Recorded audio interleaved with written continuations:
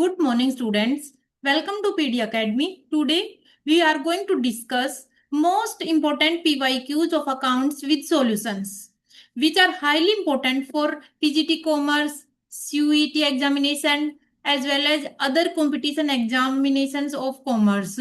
This will not be just an MCQ series. It we will also understand the concept behind every questions comes in different form in the examination. You will still be able to solve it confidently, so keep your notebook ready, note down the formulas and try to understand every questions from any examination point of view. Now let's begin with the question number first.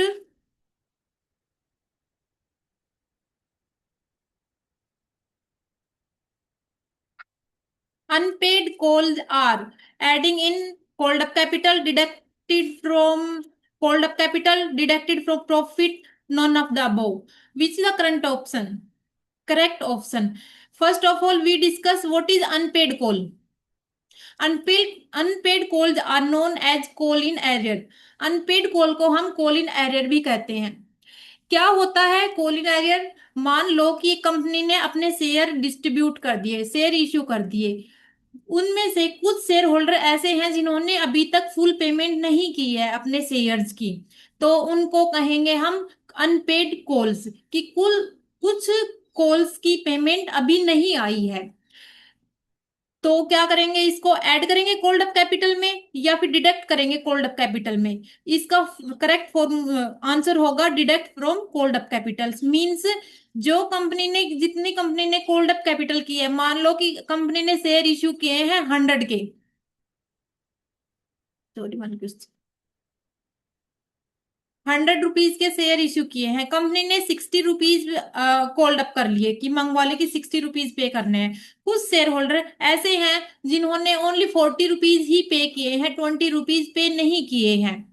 तो these are unpaid calls. 20 rupees are unpaid calls which is deducted from called up capital. जितनी capital call की है company ने उसमें से deduct कर देंगे और 40 वो बच जाएगी हमारी पेड अप कैपिटल की, जितने की पेमेंट हो गई है. So, explanation is here. Formula of called up capital minus में called in arrear is equal to paid up capital. तो पेड अप कैपिटल किस तरह से निकलते हैं? जितने भी कंपनी ने कोल्ड अप कैपिटल है, कंपनी की जितनी कैपिटल की कॉल की है उसमें से जो कॉल इन एरियर है, जिनकी पेमेंट अभी नहीं की है, अनपेड कॉल है, उनको माइनस कर देंगे. Unpaid call are deducted from called up capital. Next question is a department transfer cost at plus 20%, at cost plus 20%. Closing stock with B 10,000 rupees. Stock reserve will be. Stock reserve क्या होगा? इस question को समझना बहुत important है. ये कह रहे कि एक डिपार्टमेंट है, वो दूसरे डिपार्टमेंट में अपने जो भी गुड्स है उनको ट्रांसफर करता है. तो क्या करता है वो, जितनी भी कॉस्ट है गुड्स की उसमें 20% ऐड करके वो आगे ट्रांसफर करता है. मान लीजिए कि एक गुड्स की कॉस्ट है 100 रुपीज, प्लस में वो प्रॉफिट और ऐड करता है उसमें 25 रुपीज. 100 का 25% हो गया 25 रुपीज. तो ट्रांसफर प्राइस क्या होगी? मान लीजिए कॉस्ट है 100, प्रॉफिट ऐड कर दिया 25, प्लस में ट्रांसफर प्राइस क्या होगी? 125. तो ये कह रहा है कि closing stock with B. B के पास जो उन्होंने क्लोजिंग स्टॉक भेजा है वो 10,000 का है, तो मीन्स वो ट्रांसफर प्राइस पे है. तो स्टॉक रिजर्व किस तरह से निकलेगा? 10,000 का जो हमने स्टॉक शेयर की क्लोजिंग स्टॉक है, वो जो डिपार्टमेंट ए ने शेयर ट्रांसफर किया है वो कितने पे किया था? 125 पे, क्योंकि ट्रांसफर प्राइस कितनी है? 125. और हमें क्या निकालना? हमें स्टॉक रिजर्व निकालना है. स्टॉक रिजर्व का मीनिंग है कि एक डिपार्टमेंट से, डिपार्टमेंट ए से बी में जब गुड्स को ट्रांसफर करेंगे तो कितना प्रॉफिट हम ऐड करके उसमें भेज रहे हैं, वो हो गया स्टॉक रिजर्व. स्टॉक में कितना कितना स्टॉक रिजर्व है, तो जो प्रॉफिट होगा वो हमें फाइंड आउट करना है. तो मल्टीप्लाई कर देंगे इसको 25 से, तो आंसर आ जाएगा हमारा 2,000 रुपीज. कि हमारा एक्चुअल में डिपार्टमेंट ए के पास में जो स्टॉक था वो तो था 8,000 का, लेकिन उन्होंने ट्रांसफर कर दिया 22,000 प्लस प्रॉफिट ट्रांसफर कर दिया 10,000 पे। तो हमें जर कॉस्ट रिजर्व पूछा था, तो कॉस्ट रिजर्व हो गया 2,000 का। अगर actual cost cost of stock पूछा होता तो हम पे करते 8,000 rupees. I hope you understand this question. Next question number 3 is hire purchase price is 30,000, cash price is 24, paid in 3 equal instalment. Hire purchase price है 30,000 की और cash price है उसकी 24,000। हमें इंस्टॉल पेड करना है 3 इंस्टॉलमेंट में, इंटरेस्ट इन सेकंड इंस्टॉलमेंट की इंटरेस्ट निकालो। अब देखो सीधा सा क्वेश्चन है, 3 इक्वल इंस्टॉलमेंट है, बराबर बराबर इंस्टॉलमेंट है। तो क्या करना है, 30,000 हायर परचेज प्राइस में से कैश प्राइस को माइनस कर देंगे। तो हमारे पास में कितना आया, 8,000, सॉरी 6,000, सॉरी 30,000 माइनस में 24,000 इज 6,000। और इसको डिवाइड कर देंगे 3 इक्वल इंस्टॉलमेंट में, और जो हमारा आंसर आ जाएगा वो हो जाएगा 2,000 rupees. Since payment in three payment is in 3 instalment, interest decrease gradually because understanding balance reduce. क्योंकि हम जैसे जैसे पेमेंट करते जाएंगे हमारा अंडरस्टैंडिंग आउटस्टैंडिंग बैलेंस है वो कम होता हुआ जाएगा। 1 इंस्टॉलमेंट पे high interest, medium interest and 3rd instalment पे लो इंटरेस्ट। सेकंड इंस्टॉलमेंट का इंटरेस्ट होगा 2,000। यहाँ पे 3 इक्वल इंस्टॉलमेंट दिए तो हम डायरेक्ट यहाँ से भी कर सकते हैं कि 3 इक्वल इंस्टॉलमेंट है तो 3 से डिवाइड कर दो, सेकंड इंटरेस्ट आ जाएगा 2,000 rupees. Next question is in partnership, unrecorded liability is shown in new balance sheet। New balance sheet में कहाँ शो करेंगे अनरिकॉर्डेड लाइबिलिटी को। अनरिकॉर्डेड लाइबिलिटी होती क्या है, वो लाइबिलिटी जो है अभी एग्जिस्ट है लेकिन बुक्स में अभी उसको शो नहीं किया गया है। तो न्यू बैलेंस शीट जब बनाएंगे तो उसको लाइबिलिटी साइड में ही पे कर शो करेंगे हम, तो लाइबिलिटी साइड में। This very simple questions. Outstanding liability means liability which is exist but not recorded earlier, अभी तक रिकॉर्ड नहीं की गई है लेकिन एग्जिस्ट है वो। Since it is liability, it must be shown on the liability side of the balance sheet। Example भी गिवन है यहाँ पे, outstanding wages not recorded earlier, एक आउटस्टैंडिंग वेजेस है जो अभी तक रिकॉर्ड नहीं हुआ है। Therefore correct answer is liability side. तो उसको कहाँ, आउटस्टैंडिंग वेजेस को कहाँ शो करते हैं, बैलेंस शीट की लाइबिलिटी साइड में। बैलेंस शीट इस तरह से बनती है,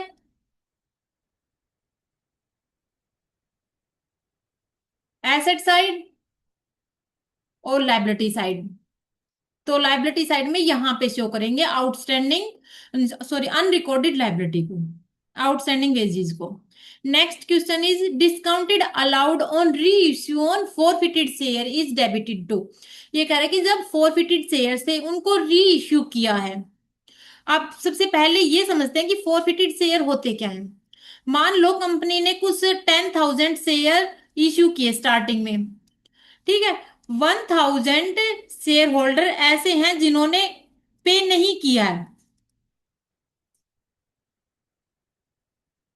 1,000 शेयर होल्डर ऐसे हैं जिन्होंने कुछ calls, first call second call पे नहीं की।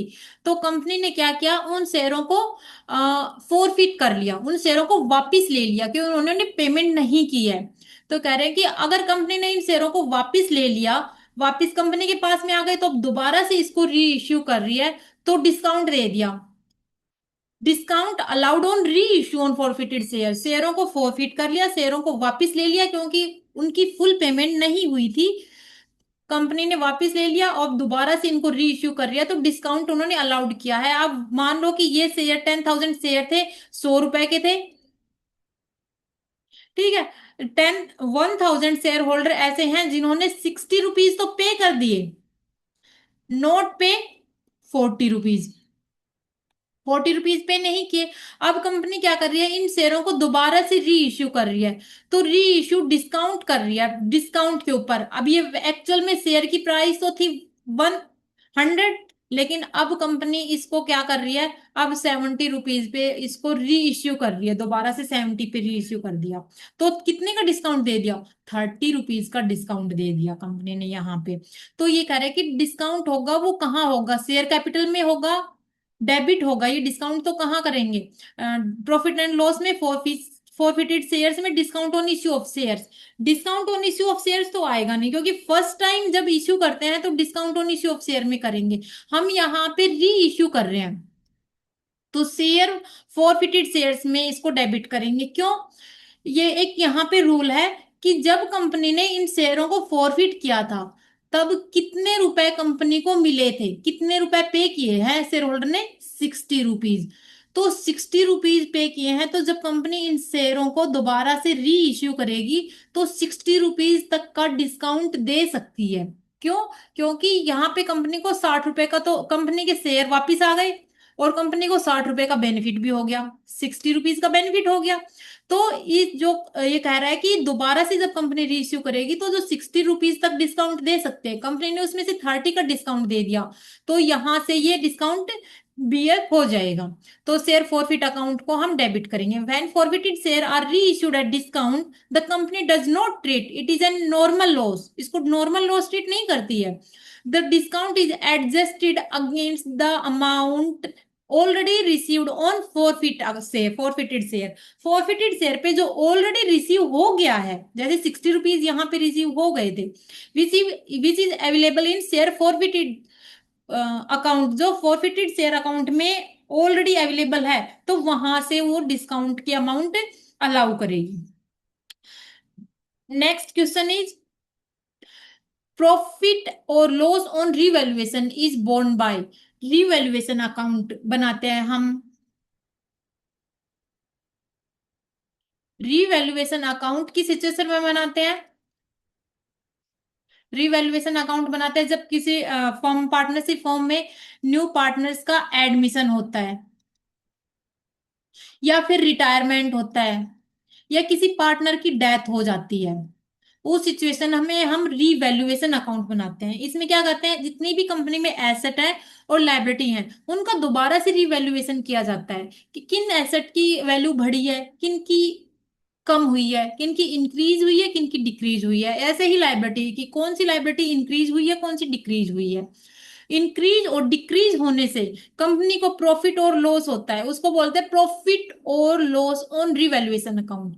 अगर प्रॉफिट हो गया तो उस प्रॉफिट में को कौन पार्टिसिपेट करेगा, उस प्रॉफिट में। लॉस हो गया तो उस लॉस को कौन बियर करेगा और किस रेशियो में बियर करेंगे। तो ये कह रहे हैं कि ओल्ड पार्टनर बियर करेंगे और ओल्ड प्रॉफिट शेयरिंग रेशियो में करेंगे। Revaluation profit and loss belong to the period before the admission of new partner, किसी न्यू पार्टनर के एडमिशन से पहले का था ये जो रिवैल्यूएशन अकाउंट में जो प्रॉफिट और लॉस हो रहा है। Therefore only old partner should bear it in their old profit sharing ratio. New partner are not responsible for past profit और लॉसेज, जो पास्ट में प्रॉफिट और लॉस हुए हैं उनके लिए न्यू पार्टनर रिस्पॉन्सिबल नहीं होता है। So correct answer is old partners in old ratio. Second, next question is if closing stock is shown in trial balance, trial balance में क्लोजिंग स्टॉक शो हो रहा है, it show should be shown in trading account, balance sheet, cash account and profit and loss account. आपने देखा होगा कि closing stock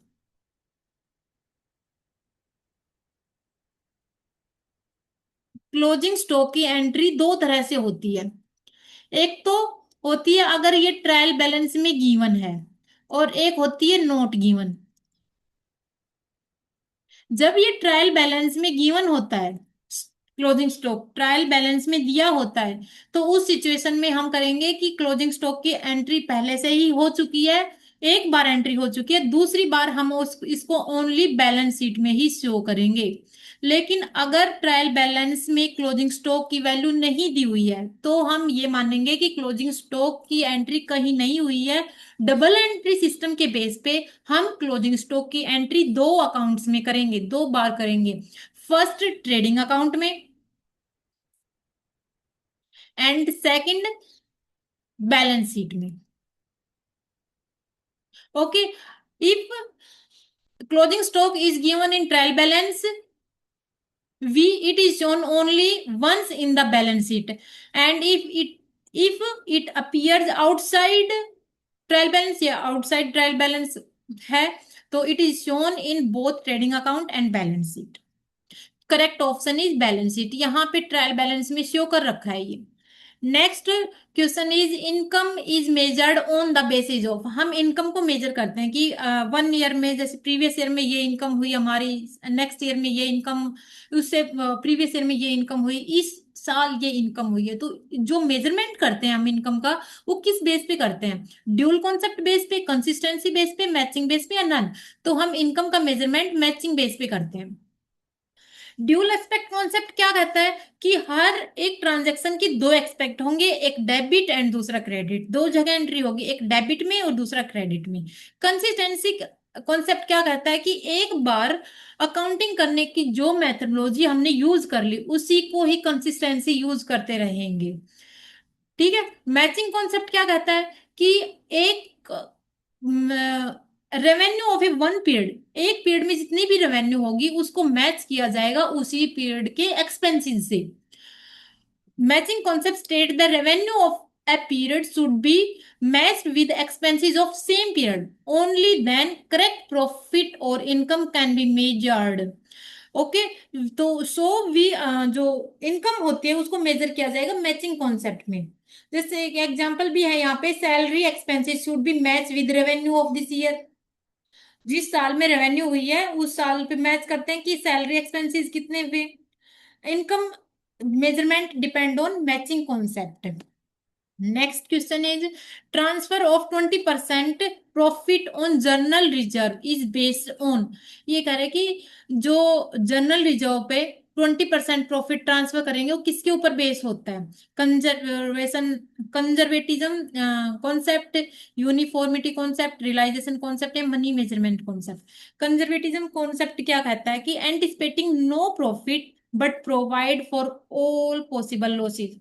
ये क्या कहता है कंजर्वेटिव कॉन्सेप्ट? ये कहता है कि अगर आपको लग रहा है, इन सिंपल लैंग्वेज, कि आपको लग रहा है कि फ्यूचर में लॉस होने वाली है, हमें लॉस की संभावना है, 30% भी लॉस होने वाला है, तो हम पहले से ही उस लॉस को बियर करने के लिए रिजर्व रखना स्टार्ट कर देते हैं।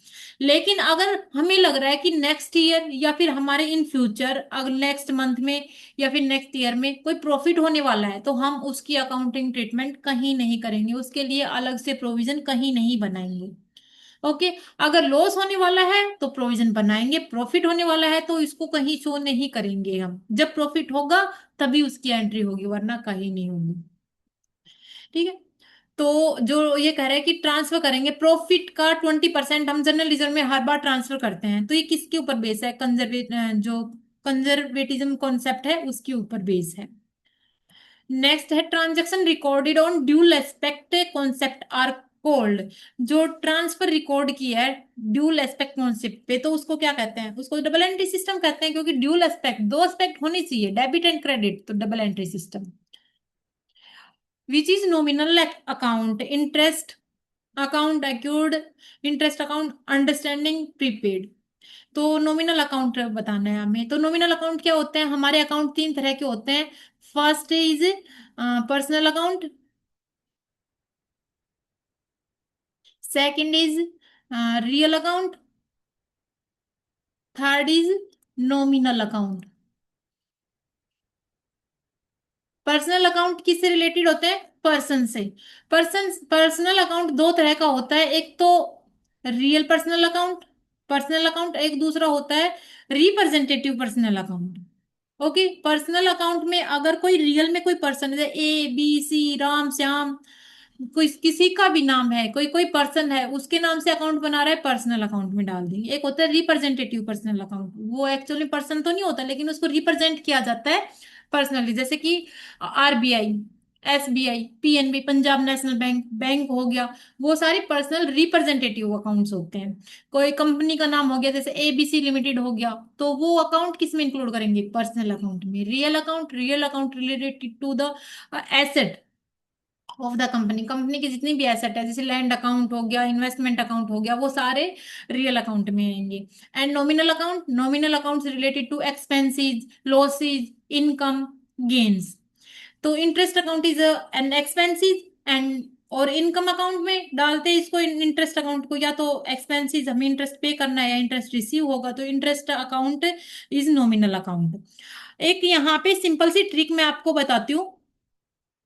एक्यूट इंटरेस्ट, इसमें भी इंटरेस्ट का नाम आ रहा है, इस ऑप्शन में भी इंटरेस्ट है, इस ऑप्शन में भी इंटरेस्ट है, लेकिन ये नॉमिनल अकाउंट में क्यों हमें इंक्लूड नहीं किए? तो फिर ये किस में आएंगे, कौन से अकाउंट में आएंगे? पर्सनल में, रियल में, नॉमिनल में? तो अगर किसी भी अकाउंट के सामने एक्यूर्ड, आउटस्टैंडिंग, प्रीपेड, ये वर्ड आ जाए, अनपेड, ये फोर वर्ड आ जाए किसी भी अकाउंट के आगे, तो उसको हम रिप्रेजेंटेटिव पर्सनल अकाउंट में इंक्लूड करेंगे।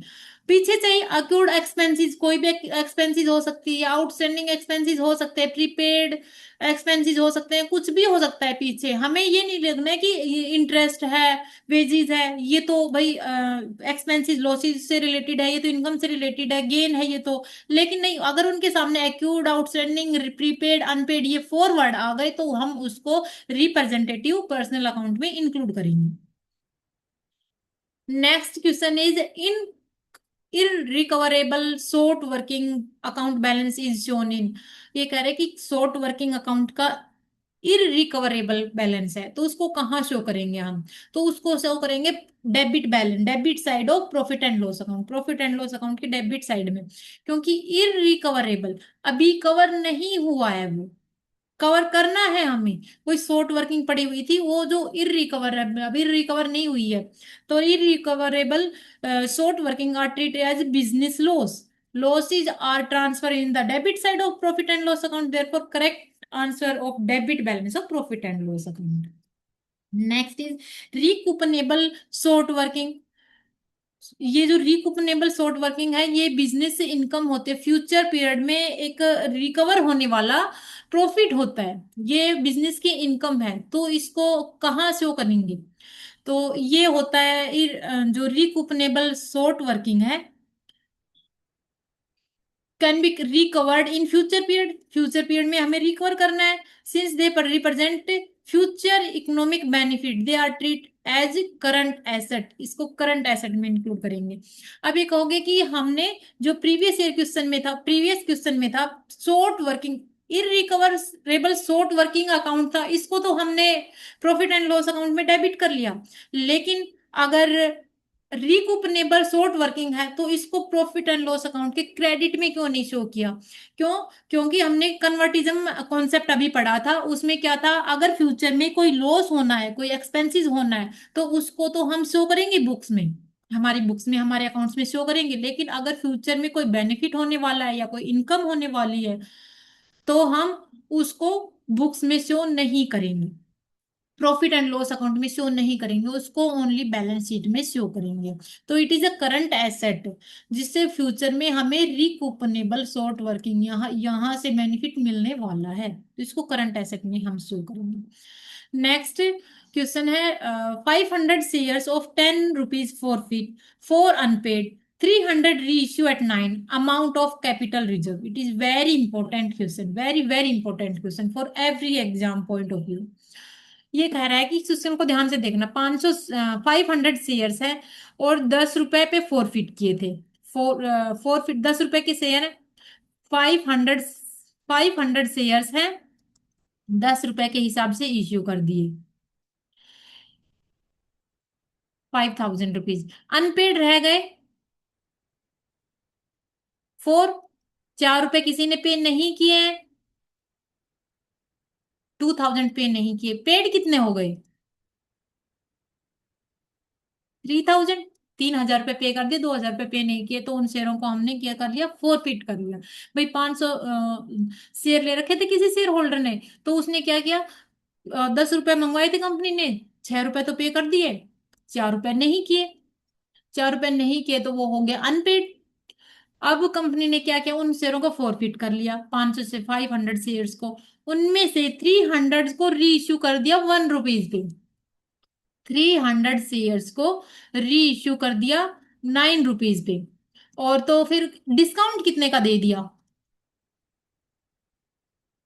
डिस्काउंट दे दिया 1 रुपीज का, मीन्स 300 का डिस्काउंट दे दिया। Amount of capital reserve, capital reserve की अमाउंट निकालनी है हमें, कैपिटल रिजर्व में कितना पैसा डलेगा। कैपिटल रिजर्व में कौन से अमाउंट डलती है, मान लो कि 500 शेयर्स है, कंपनी ने फॉरफिट किए थे, उन 500 शेयर्स को कंपनी के पास ये 500 शेयर्स वापस भी आ गए, और कंपनी को 3000 रुपए भी मिल गए, 3000 रुपीज भी पे हो गए कंपनी को, और वो हमारे शेयर भी वापस आ गए। अब कंपनी ने दोबारा से उन शेयरों को रीइश्यू कर रही है, तो जो 3000 रुपीज है ये कंपनी को एक तरह से प्रॉफिट हो गया। तो ये नॉर्मल प्रॉफिट नहीं है, इसको कैपिटल रिजर्व में ट्रांसफर करेंगे। लेकिन कब, कब करेंगे इसको कैपिटल अकाउंट में ट्रांसफर, पहले तो कंपनी इसको शेयर फॉरफिट अकाउंट में रखती है, एक अलग अकाउंट खोलती है शेयर फॉरफिट अकाउंट, 3000 उसमें पे कर शो करती है ये। फिर कंपनी जब इन शेयरों को दोबारा से रीइश्यू करती है, तो कंपनी कुछ डिस्काउंट देती है, जैसे यहाँ पे 1 रुपीज का डिस्काउंट दे दिया, तो कंपनी को एक तरह से लॉस हो गया 300 का। इस लॉस को कहाँ बियर करेगी ये, यहाँ से बियर करेगी, 3000 से बियर करेगी, 300 रुपए। लेकिन हम यहाँ पे 3000 में से 300 डायरेक्ट माइनस कर देते अगर कंपनी ने सारे शेयर रीइश्यू कर दिए होते, लेकिन इस सिचुएशन में कंपनी ने सारे शेयर रीइश्यू नहीं किए, ओनली 300 शेयर इश्यू किए। अगर 300 शेयर ही फॉरफिट किए होते कंपनी ने, तो कितने का कितनी पेमेंट आती, 500 पे किए हैं तो 500 रुपीज फॉरफिट किए हैं, 500 शेयर फॉरफिट किए हैं, तो कंपनी को 3000 की मिला है बेनिफिट। लेकिन कंपनी अगर करती 300 फॉरफिट, तो कंपनी को कितना प्रॉफिट होता। तो हम इस तरह से निकालेंगे, 3000 प्रॉफिट हुआ है कंपनी को 500 शेयरों को फॉरफिट करने पर, तो 300 शेयरों को फॉरफिट करने पर कितना प्रॉफिट होगा। 30 से 30 cancel, 3 3 9 0 0, 900 900 divide by 5 equal to दो, हाँ सॉरी 900 आ जाएगी यहाँ पे, तो आगे यहाँ पे 1800 इस तरह से आएगा। अब 5 से काटेंगे इसको, तो आ जाएगा 1800 इतने रुपए। इसमें से हम डिस्काउंट कितने दे रहे हैं, 300 शेयरों को इश्यू करने पर 300 का, 300 का डिस्काउंट दे दिया, तो यहाँ पे बच गए हमारे पास में 5 और 100 5 1500 1500 रुपीज, ये हमारे पास कैपिटल रिजर्व में ट्रांसफर करेंगे।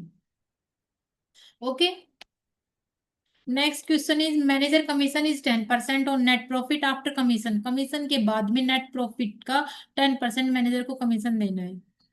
ठीक है, नेट प्रॉफिट का 10% कमीशन देना है, और वो नेट प्रॉफिट होना चाहिए कमीशन देने के बाद का net profit, net profit after commission.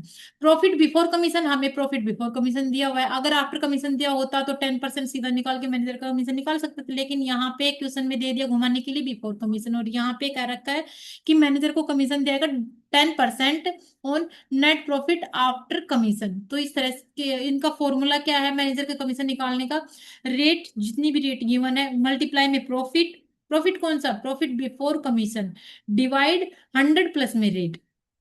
तो हमारे पास में जो रेट है 10%, और प्रॉफिट है हमारे पास में 1,54,000, और डिवाइड कर देंगे 100 प्लस में 10, तो 110, तो यहाँ आंसर आ जाएगा 14,000।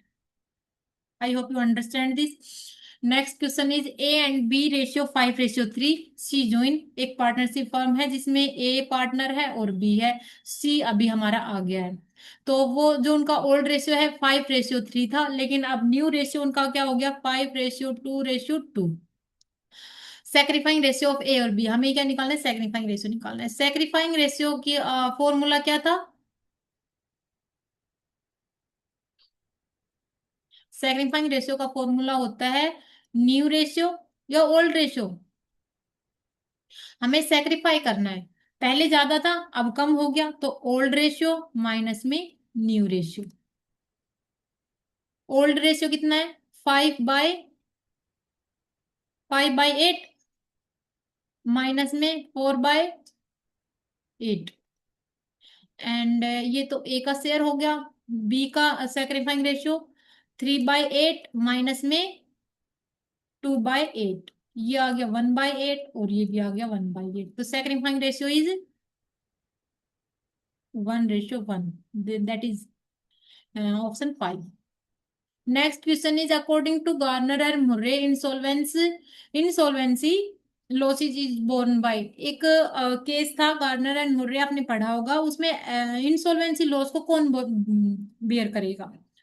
तो ये गार्नर एंड मुर्रे रूल क्या कहता है, when one partner become insolvent, जब एक पार्टनर इंसॉल्वेंट हो जाता है, कैन नॉट पे डेफिशिएंसी, जो कमी है उसको पे नहीं कर पाता, तो insolvent partner bear the loss in their सोल्वेंट partner bear the loss in their capital ratio. जो भी बाकी बचे हुए पार्टनर्स हैं इंसॉल्वेंट को छोड़ के, जो इंसॉल्व हो गया उसको छोड़ के जो सोल्वेंट पार्टनर है वो उस लॉस को बियर करेंगे इन कैपिटल रेशियो में, not profit sharing ratio. Profit sharing ratio में नहीं, कैपिटल रेशियो में बियर करते हैं। Next is Contra entry in cash book is made when पेटी cash book, simple cash book, triple column cash book. Correct option is triple column cash book. ये यहाँ पे ये समझते हैं कि कॉन्ट्रा एंट्रीज क्या होती हैं। कॉन्ट्रा एंट्रीज ये होती हैं जब डेबिट में भी बैंक या कैश हो और क्रेडिट में भी बैंक या कैश अकाउंट हो। Contra entry occurs when cash is deposit into bank, जब हम कैश को बैंक में डिपॉजिट करने जाते हैं तो उसकी एंट्री, या फिर बैंक से कैश को विड्रॉ करते हैं पर्सनल यूज के लिए, ऑफिस पर्सनल यूज के लिए, ऑफिस यूज के लिए, तो तब जो एंट्री होती है उसको कॉन्ट्रा एंट्री कहते हैं। जैसे कि यहाँ पे bank cash deposit into bank, हम बैंक में डिपॉजिट कर रहे हैं, bank account debit to cash account. Journal entry करने का सीधा सा रूल है, जो आया है, मान लो बैंक कैश डिपॉजिट किया है बैंक में, तो बैंक में बैलेंस आया है, बैंक अकाउंट को डेबिट कर दो। कैश डिपॉजिट किया है, कैश हमारे पास से गया, तो कैश अकाउंट को क्रेडिट कर दो।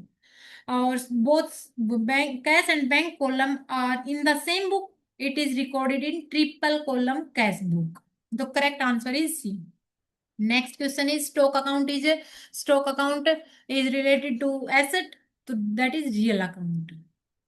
और ऐसे जो रियल अकाउंट होता है उसका गोल्डन रूल होता है, debit what comes in credit what goes out. जो भी आता है उसको डेबिट करो और जो जाता है उसको क्रेडिट करो।